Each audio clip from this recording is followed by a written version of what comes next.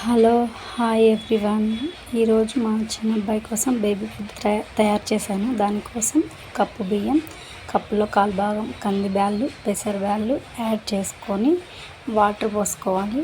పోసుకున్న తర్వాత 3-4 అవర్స్ నాననివ్వాలి. కడిగి పెట్టుకొని మళ్ళీ వేరే నీళ్ళు వేసుకొని నాననివ్వాలి. నానిన తర్వాత నీళ్ళన్నీ వంపేసి ఒక పొడి క్లాత్ మీద బాగా ఆరబెట్టుకోవాలి.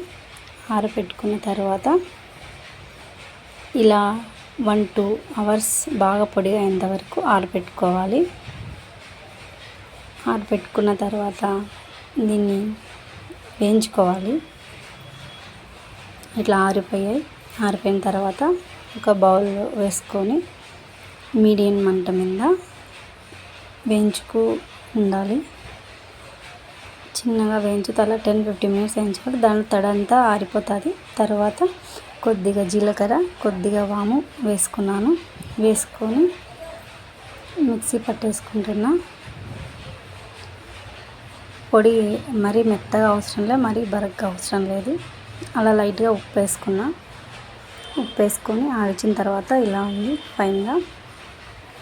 మనకి అవసరమైతే జల్లించుకోవచ్చు, ఇంకా స్మూత్గా వస్తుంది పౌడరు. లేకపోతే అలా అయినా ప్రిపేర్ చేసుకోవచ్చు.